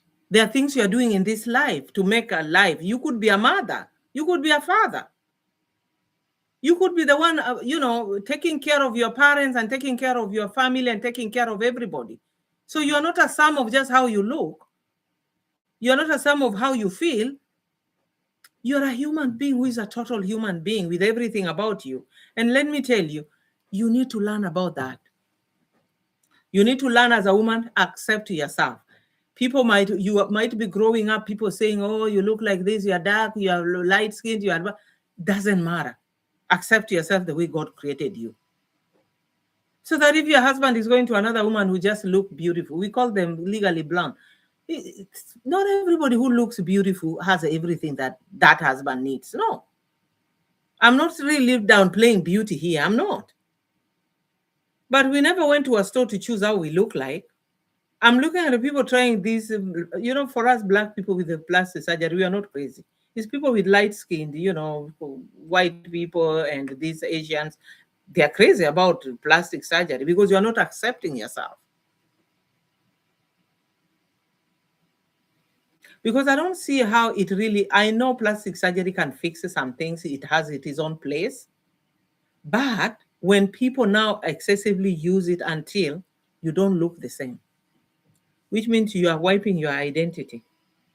Because you can walk in this whole world, you'll never find somebody who looks like me. And so are you. Nobody looks like you in the whole world, even if you are twins. So God distinctly made a special human being. We are not prototypes. We are not a copy of anyone. Even though we resemble our parents, but we are never their copies. It's not a prototype. And so, for you to be emotionally balanced, you have to accept yourself. Also, women, we have to accept that we are aging. You're not going to look the same. If you look at my pictures when I was in my 20s and 30s, I look completely different person. That's the truth. So you're not going to look the same. But I have to thank God for where I am right now, because I'm still here. There are people who died at their 20s. I'm still here. So accepting yourself is not because other people are accepting you. And so, especially women, we are bogged down with so many things. Have this hair, have this nose, have this neck, has it. It's especially on the face here. A lot of celebrities do that, maybe because they are being criticized, maybe because they want to look. It is always wanting to look like somebody else. Why are men not having all these wigs and all these things? Because men are comfortable in their skin. You cut your body, you cut your stomach, you cut your hair, you cut everything. That make you more acceptable? No. Jennifer Lopez is a very pretty woman. Has always been pretty. But why is she not keeping the men? Do you ever ask yourself these things, women? You ever ask yourself these things? We need to talk to our daughters. Accept yourself. And let me tell you something. I used to talk to some ladies when I was worshiping in a church. And I would tell these ladies, and I know it is a truth that we don't want to accept as ladies, especially modern ladies, we don't want to accept, but it is the truth. Unfortunately, it's the truth. I told her, you see, you're so sophisticated with your nice English and all that. I was talking to some women, and then you go there with your short dresses. I tell them, those men, they are very conservative. They are not going to look at you. They are going to look at the woman who doesn't look at their eyes, the woman who somehow looks shy, the one who just came from the village, came from Kenya. And they are the ones that they are going to marry. After 5 years, she came to me and said, Jen, you're so right. That I thought that I was better than these women. I'm educated. I have my master's. I speak good English. And I really know how to dress and all that. But guess what? These men, they never picked me. They picked those ones because those women, they are safe. It is in every culture. When a woman seems to be like, a threat to a man, very few men will marry that woman or even will suggest to have a relationship with them. Actually, that the boyfriend left her for somebody like that. It's not like that woman has a problem, but they seem like the man is safe with them. So you need to know the psychology of men. So when we put so many things, we overdo the makeup. We overdo the makeup until you look something else. It doesn't make the men love you. They are scared. I know this is a truth that a lot of women don't want. Those long, like devilish nails. I know black women, they love them. Men don't like those things. You ask your boyfriend. They will lie to you and say, I don't mind. They will tell you, I don't mind. Yes, I don't mind, but I don't like it. You tell your man how your wigs are good. I'm not saying we shouldn't really look the way we want to look. I'm not saying that you should not. I'm not saying we should have we should not have beauty and enhance our beauty. You need to enhance your beauty. You can do anything, but don't overdo it. That's what I'm saying. Don't overdo it until now you look something else, because that has never turned into love. Men love simplicity. And I want to tell you, black women, when you see these white men going to Africa, whom do they marry? Simple girls from the villages. You look at it. So these are truths that we don't want to talk to ourselves, because first of all, women, we are the ones who are consuming all the products in the world. Look at the hair products, skin products, and all these products, clothing, shoes. We are the market for all these manufacturers. So we are being used as guinea pigs. And this is why you need actually to make a good decision for yourself. If you feel that these things make you happy, fine. I'm not here to criticize anyone. I'm not here to criticize anyone, but I'm just telling you, you having all those things, having all the fake things, all the makeups and all these things doesn't make the man love you. They're turned off. Because somebody wants the real you, the person, not the made up, image on the media, or the image is the real you, the person that they can deal with. You see? So it is up to you to see what is good for me. I'm not trying to tell people, when people see me maybe with the short hair, they think no, this is just my preference. It's not like everybody should have a short hair, no. I love my hair to be braided actually, but I don't have the time. It's too expensive. When my son went to college, when I said why, I spent 8 hours. I spent 1 hour going there, to and fro 2 hours. On a Sunday, I would spend 2 hours traveling to where they can make my hair was 1 hour. Coming back was another one. Then I had to wait there for 5 to 8 hours for my hair to be braided. And then I have to pay like almost $300. I said, no, I can do, but that doesn't mean that I cannot do anything with my hair if I want to. So it's not like I'm trying to put some people in the standard, but I'm saying men love women who are simple. That's what I'm telling you. Simplicity makes a man feel like they can reach you. So all this sophistication and all this is just suffocating some men. That's the truth. So even when these women, they add their boobs, they add their butts, they call it BBL and all that, it doesn't make you attractive in the eyes of the men. It doesn't make you a wife material, maybe a girlfriend material. So you, as a lady, you have to make yourself a wife material. You want to be married, be a wife material. Be somebody who is lovable. Sometimes it is not just that we are loved, but are you capable of receiving love? Can you receive love? Which means I was a kid living in this, like in this neighborhood. And one day this guy was, what about white man's what? What about white man's preference or what? Anyway, you are going to ask a question. Double black, you can ask the question. What I was saying is that what I've observed is that most of these white men, when they go to Africa, they normally marry or have relationship with very simple looking women. That's what I meant. Very simple looking women. Not the sophisticated one with the long nails and the big hair and all these. No, it's not the one that is, that's what I meant.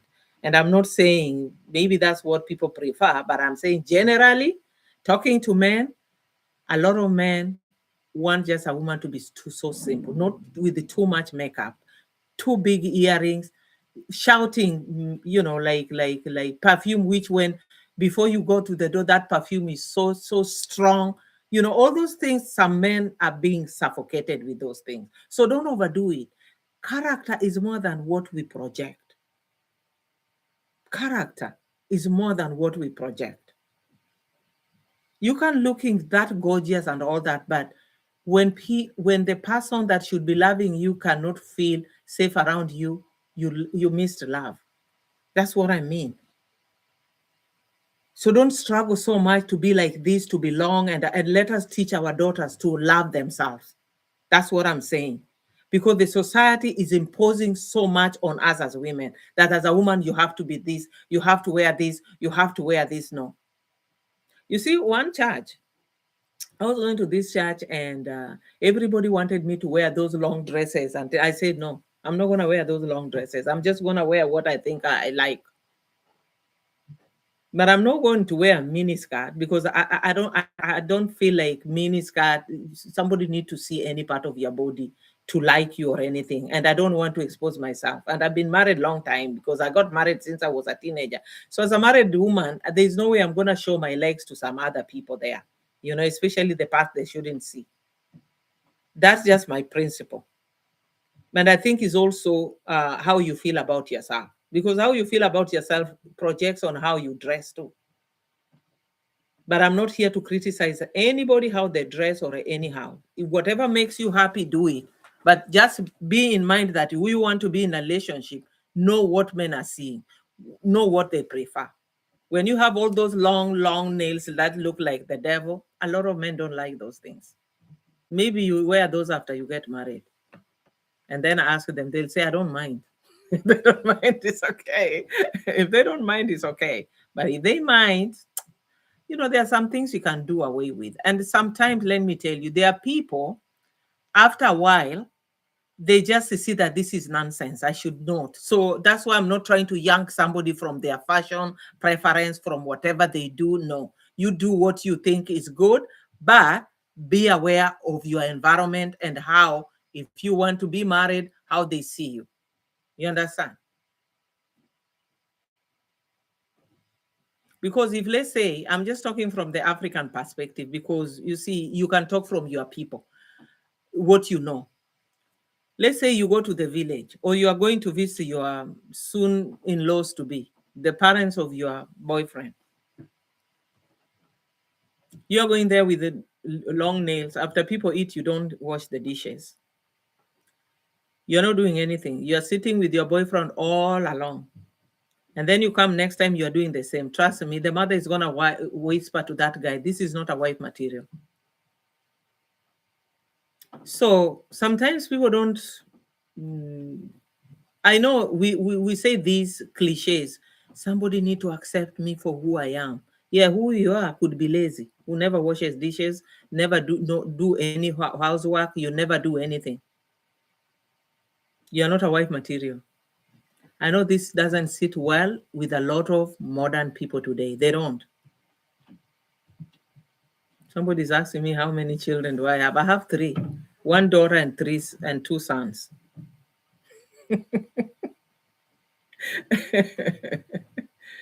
You have to be a wife material. And I want to say here, without being afraid or being, somebody may be criticizing me in the media. I just want to tell you that a woman needs to know homemaking. I'm not saying that she has to be a professional about it. I was talking to this lady who was telling me about a pastor in the United States who left his wife. Now his wife is facing some challenges because he left and went to another woman because he didn't have papers and all that. And I said, and then now the lady was telling me, if you're a pastor, you cannot do this, that. I say this, look, it really doesn't matter who you are. Even pastors are human beings. They're human beings. And I'm not somebody who believes that when a husband leaves or cheats, that he is the only one who is wrong. No.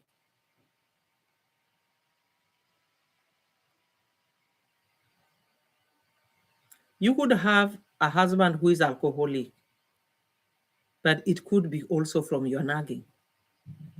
You could be the one who destroyed that man.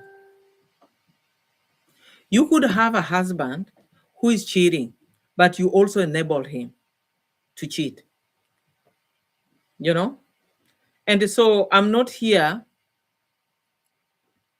to just demonize one person because somebody's doing that. So when we were talking, I said, you see, even if you're a good Christian, but there are things which are basic. Because for us who are religious people, we always think that because my husband is a religious man, he loves God, he's never going to do this thing. He's a human being. So we still need to do those things that make your man stay with you. Do your part so that when he walks away, he's walking away from your best. There is nothing extra you can ever give him. That's what I'm talking about. If you are respect to woman, respect your husband to the maximum. If you're a clean woman, be a clean woman. Not when he come home, he cannot sit. We never look at ourselves. You're so busy working, and so your house is unkempt. You don't have time to cook good meals. You don't want to learn. You are not available. If it's in the United States, you're never available to be loved. You keep on going 2 jobs, 3 jobs, and then you say, oh, my husband did it. You are never there. You're not available to be loved. You're not available to receive love. When you go to bed, you are wearing like you are going to a war. Your husband wants you to sleep naked. A lot of women don't want that. You see? Know what are you fulfilling the needs of your husband? So when we are married, yes, we are looking for money. We want to pay bills. We want to be economically stable. All these things should be able to help us make our marriage work, not destroy them. So I've gone to churches, to be honest. This sermon I'm saying here, I've preached these things to the church. I've taught, not really preaching, but I've talked to churches whereby I'm telling people in America there's slavery going on, that if you don't yank yourself from that slavery, you will be enslaved. You see, we come from Africa where you didn't have a job. Even getting a job in some places is hard. Not all African countries, but most African countries. And so when we come here and then you realize you can have even 10 jobs, oh my goodness, your eyes get bigger.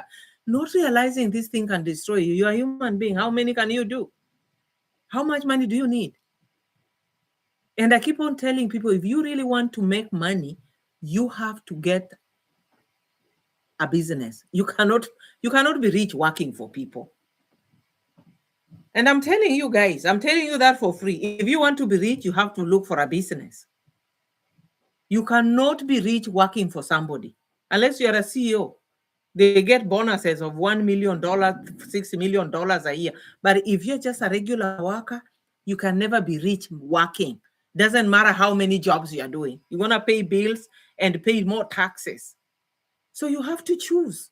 You rather live in a small house, but you are together. You have time together. That's what diaspora has taken away from people who live in diaspora. And that's why don't be surprised people are living in Africa. You hear people are divorced, even those people who are in church, even the pastor divorced his wife. It's because you don't never create time.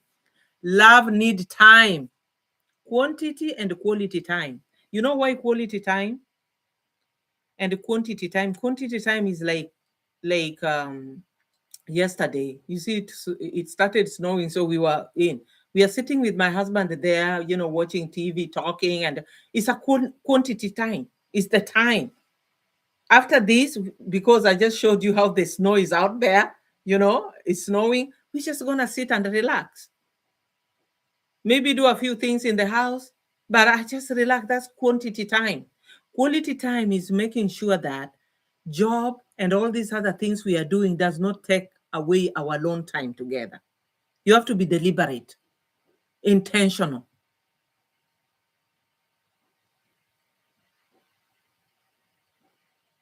So when we say, oh, the husband left them, he came, because you are never available. You're working 2 jobs. When you come, you are tired. And then you have those, you are wearing like somebody's going to a war. You're wearing your jeans maybe into the bed, or maybe you're just tired. So intimacy is not there. And there is no time really to love you. So let us see, how did you contribute to him doing those things? I know some women will not want to hear that. You just want to say that he did it. He cheated on me. He left me. He did this. He did this. But you're not really seeing. He hit me. Why is your husband angry? Maybe your husband does not have time to rest. He only comes from work, eat, and sleep. That is animal life. I want to teach you here for free. God will reward me down there if you really catch this and help yourself. God will reward me. God gave us 24 hours. Whether you are a child, whether you are an old man or a young person, everybody has 24 hours a day. Whether you live in Arctic Circle, whether you live is 24 hours. You see, in those Arctic Circle, in the northern part, they can see the sun maybe for maybe 1 hour, but they still count 24 hours. God gave you 8 hours to sleep, 8 hours to work. Labor organization recognizes everyone to work 8 hours. It's the law. It's a labor law all over the world. If you work more than 8 hours, your employer should pay you extra. unless you're in the management, whereby you can take a day off or hours off because you're in the management. Then the next 8 hours is for you to be with your family, take care of yourself, take a shower, eat, cook, and be with your family. It's fair.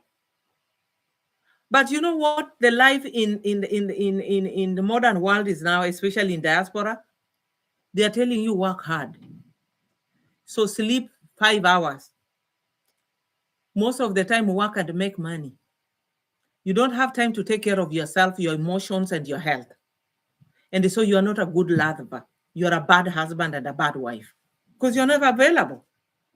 When somebody has to come to work and sleep, they didn't rest, they didn't talk with their family, they didn't eat with their family, they don't have time even to enjoy anything. And so, because of our greed, we've mortgaged our time. You mortgage, if you're working 16 hours a day, you mortgage your rest hours. And therefore, when people are in the United States and I'm talking to them and I say you live in an expensive space, in an expensive state, and it is too expensive for you to live there, instead of working all these hours, go to another state. That's the beauty of being in America. You can go to a cheaper state where you pay rent low. Maybe just make sure you get a job or, get some kind of profession like being a nurse that can take you anywhere. At least have a plan. But if you don't have a plan, the devil is going to plan for you. You're going to break up. So divorce in the United States among immigrants is catching up with the Americans one. And it is worse. It's worse. Remember how divorce affects your children. I know you might not like the man, but at least you love your children. So work on your marriage before it happens. The things that I'm telling you, the things that my husband and I have done that has secured this marriage for all over these 40 years is because we are intentional.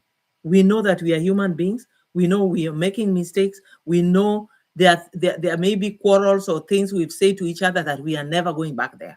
We are learning. If we have a disagreement, we are never saying the words that maybe we said before and hurt each other. We don't want. And so the next time we have a disagreement, we are never saying those words. Words like, oh my goodness, I don't love you anymore. We never say those words. Those are curse words. You are ruining your own relationship. You see, I know those are taboos, Those are taboos you should never bring into your space. You should never tell your husband, oh, I'm going to leave you. If you're in a relationship with your boyfriend and they keep on telling you, oh, I'm going to leave this relationship, or the woman keep on telling you they're going to leave, be very careful. Somebody keep on telling you they're going to leave you. One day you're tired and say, leave. So we never speak those words. Those are words that curse your relationship. Never talk like we can divorce. Never talk those languages. Never. Talk about we can make things work. Be positive. Never tell your husband, I'm tired of your behavior. I'm so tired, I should have married. The words you should never use because those are not loving words. Use loving words to the end. I think I told you the story of my friend.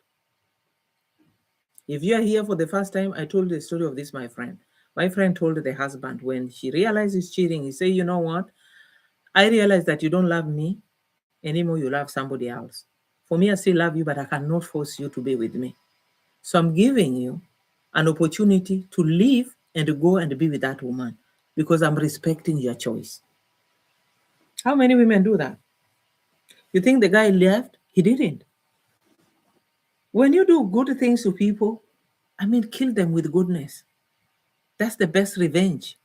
He didn't leave. He started coming to beg. But it was over. The woman said it's over. Because that was not the first time he was doing that. You say, you just choose what you want to do. It is hurting me, but I have to respect your will. Because for me, you never told me what I needed to do to make it work. I think that for you to go out there, it means that whatever I've been doing in this marriage, it was not enough. So then there's nothing for me to offer. I respect that woman for making that decision, because those are rare women. The ordinary ones, you go, you calling everybody, we are cussing at everybody. You don't even care you're hurting your children by saying those things. You don't realize you're hurting yourself, because this is somebody you love. When you hurt people you love, you're hurting yourself. And this woman had already learned that. She learned that I'm not going to hurt him because I love him. And I'm not going to hurt myself. Because there's no way you can hurt the person you love without hurting yourself. And this is why I was bringing Jesus being on the cross. His hands are still hanging on those nails. His feet is hanging on those nails and telling God to forgive the people who are put him there. So just remember this. My language could be limited. I might not know really how to explain love, but to me, love is so high that a lot of people cannot even, quote the idea of love. And this is why we need God to teach us what it is to love. Because all these bad things we are doing to each other is because we don't know how to love. Our speeches are full of criticism over praise. You're likely to see that now my wife is fat, my husband is fat, instead of seeing that this guy is aging better. When they were beautiful and didn't have that fat, you are not even saying anything to encourage them to keep on looking good. Sometimes women, we think that we are the only ones who want to be, praised. They were the only one who wants to be loved. We are the only one who wants to be admired, even men. Sometimes you see when these men reach this, this middle-age crisis and they go to a younger woman, it's because they want to be admired by somebody young, because they feel they have been left. You see, like in our languages, we don't call people with their name anymore. You call them Baba so and Mama so. So they are stuck into those names. So they are no longer recognized as Jane or Joseph or anybody. They are no longer there. They are left. They are now remaining to be somebody's father and somebody's this, and you are now old. And especially, in the old society, age of a woman was always paramount. Like, you are too old for that. Guess what? I told you last week, as a human being, I still feel the same way I feel when I was 20. I still want to be loved. I still want to be admired. I still want kind words. Because in our heads, sometimes we lie to ourselves, thinking that because somebody's old, they don't need to be loved. They don't need to be admired. Admiration is not just about beauty. It's about a human being has so many components of himself or herself.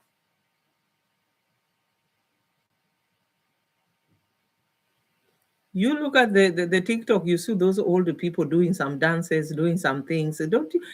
Everybody has a contribution to make. And so today I want you to learn something. Learn how to love. Not always be the person who wants to be loved. Learn how to love the other person. Learn how to receive love. I said I was living in a neighborhood years ago, and this man came and he was a little drunk. And he told the wife, "Oh, honey, blah, blah, blah, blah." And then the wife told him, "Don't call me honey. Go and call those women in the street honey." You see, I was like maybe 8 years old. I was like 8 years old. And I still remember that incident. The guy is happy. Yes, he's a little drunk, but he's loving his wife, but the wife is sending him back. She was not receiving love. She kept on pushing the man. Then one day the man will be looking for a woman who can appreciate that, who can receive his love. That's how human beings are. So learn to receive love. If you appreciate it, accept it. If somebody says you are beautiful, accept it. Don't say, "Oh, I'm so old. Are you laughing at me?" We've been taught not to accept. appreciation, accept admiration. Accept that when your husband tells you, I love you, say yes. Accept it, receive it. Don't bring the idea, oh, if you loved me, you could have done this, you could have done that. No, no, no, no. You don't receive what you're given at that particular time. One day, I'm gonna end up here because time is up. One day I was talking to we were being taught by some old man. He was a very old pastor, could be in his 80s. And he was teaching us family life. So it was in a church, and he had some candies in his pocket. So he was teaching people how to love.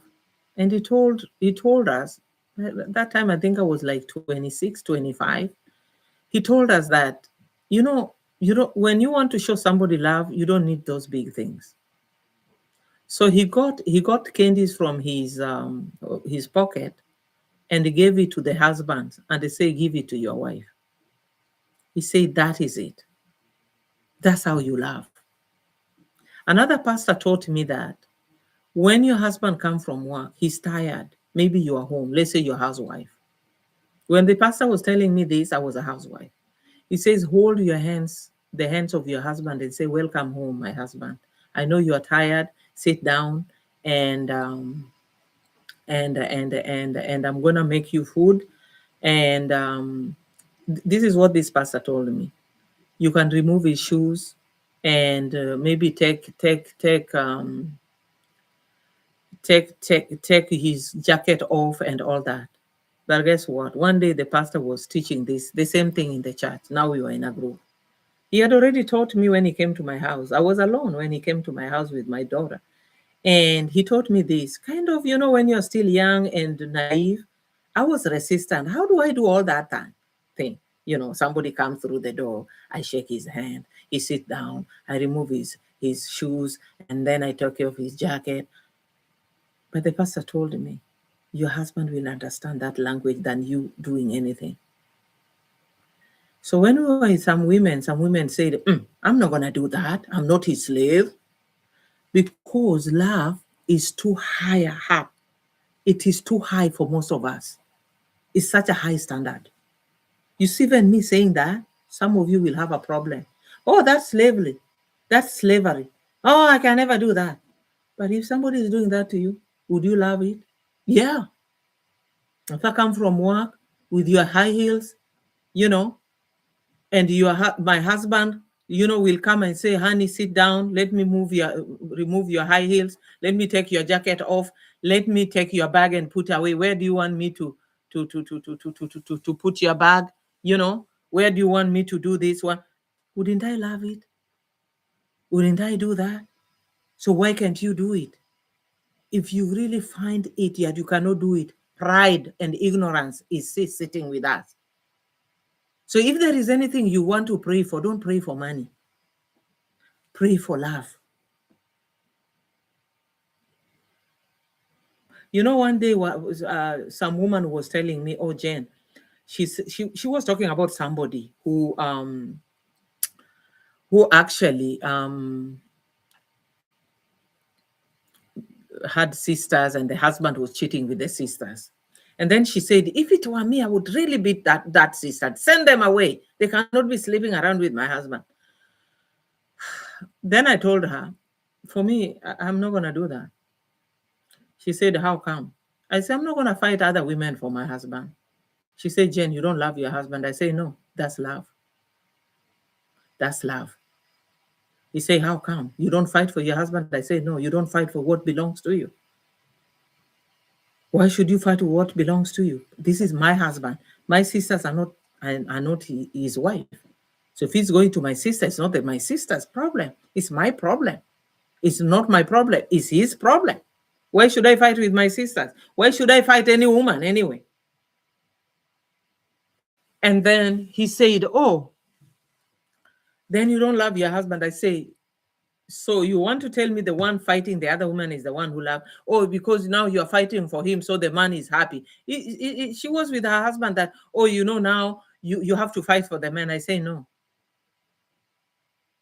So you say, then what would you do? I say, right now, I'm loving my husband to my level best. I'm at my best version. And if I'm really slaking down or maybe lowering my standard, I want my husband to remind me that, you know what? Now you are not showing me attention. I want him to say that so that I pull up my socks.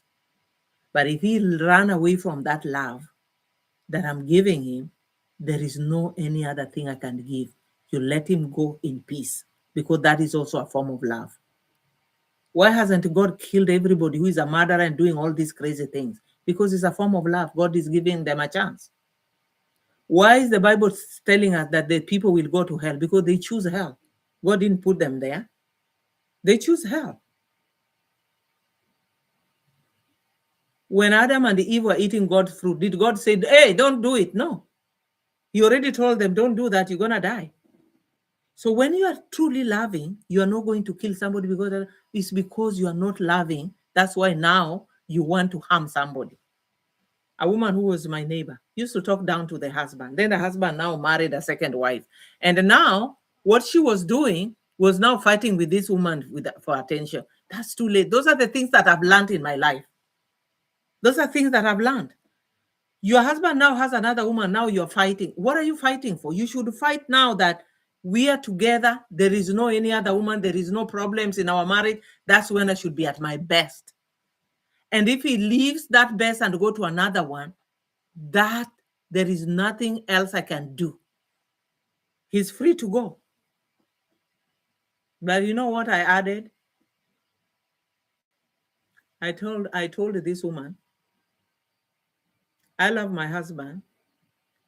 Whatever I've given him, there is no woman who can ever give him. He will try to walk there. He can never find a woman like me. That I know. He's going to suffer out there. Let him try to go. It's not me holding him back. It's love to hold him back. Who can I find like me? So stop being mediocre and stop being controlling. Start applying love. Do you have any question or anything you want to add there? It's already over 2 hours since we started here.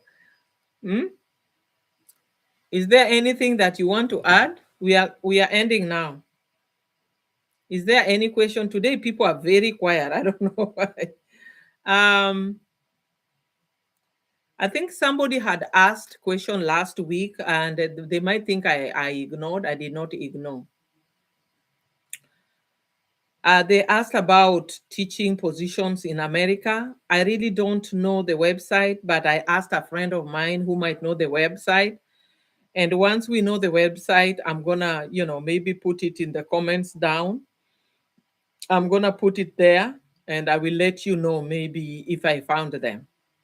So thank you so much for being here.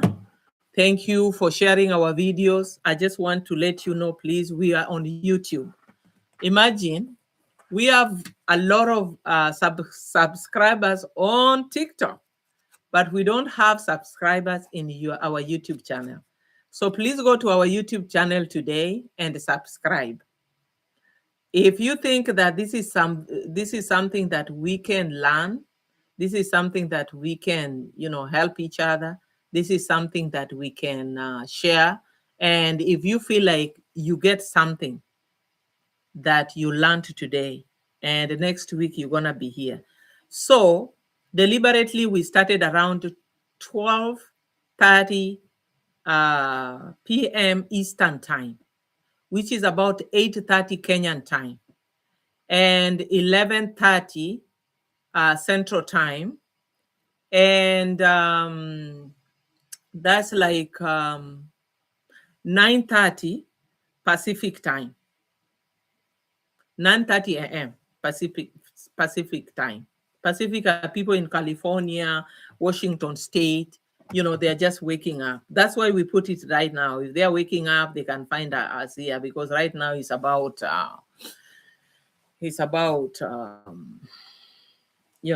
almost 3 o'clock over here in New Jersey. And so also don't forget to buy our book, The Romantic Dimension. Everything is about romance. And so learn to love and share. Even this book you can buy to somebody's about to wed. You can buy to the couples who are married. You can buy as a gift. It is on Amazon.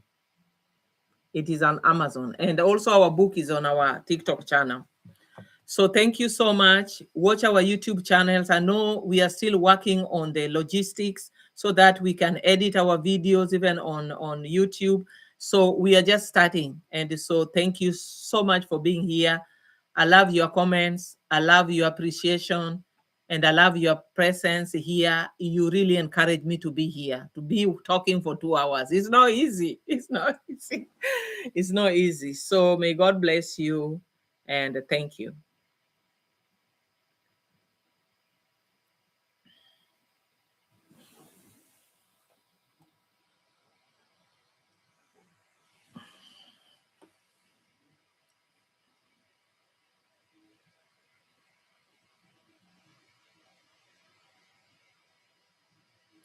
Yes.